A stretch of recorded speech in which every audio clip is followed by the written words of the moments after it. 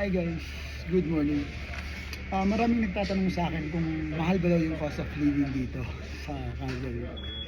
Based sa experience ko, yung masasabi ko kasi nakatira ako sa small town. Sa Brooks is 14,000 yung population. Sa Medicine Hat is 60,000 yung population. Dito naman sa Calgary is 1.6 yung population. So, napakalaki talaga. Pag-usapan natin yung bahay, syempre mas mahal talaga pag city proper. Pag bahay yung kukunin mo dito, times 2 yung mahal niya compare sa mga small cities. Pero sa akin kasi, room lang kasi yung nirerentahan ko. So, siguro yung difference lang is 100 or 200. Yun lang yung difference sa mga small towns.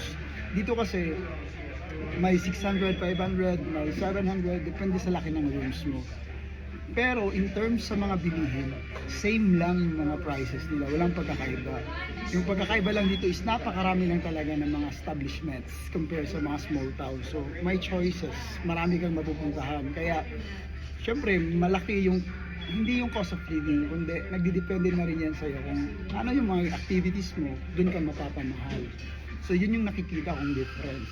Same thing lang din pag i-compare natin sa Davao City at saka Metro Manila. Metro Manila, sabi nila mahal daw doon kasi napakaraming establishments, pero same lang yung prices ng mga bilihin.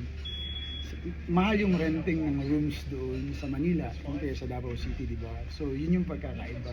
And then yung per day yung sahod mas mahal dun sa Metro Manila compare dito sa Davao City. Same lang din dito. Dito kasi nagdidepende yung per hour sa company. May mga company like food chain dito. Sa Calgary may 16. May 16 sa Brooks, may 16 sa Medicine Hat. Pero depende sa company kasi may mga 26, may 24, nagdedepende sa company. Yun ang per hour dito sa Canada. So, sa akin, sa evaluation ko, same lang din naman, walang pagkakaiba yung mga prices ng mga bilihin.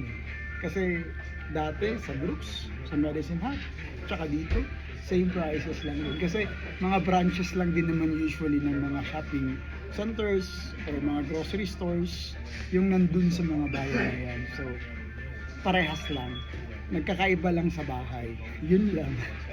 Until next time guys. Bye-bye.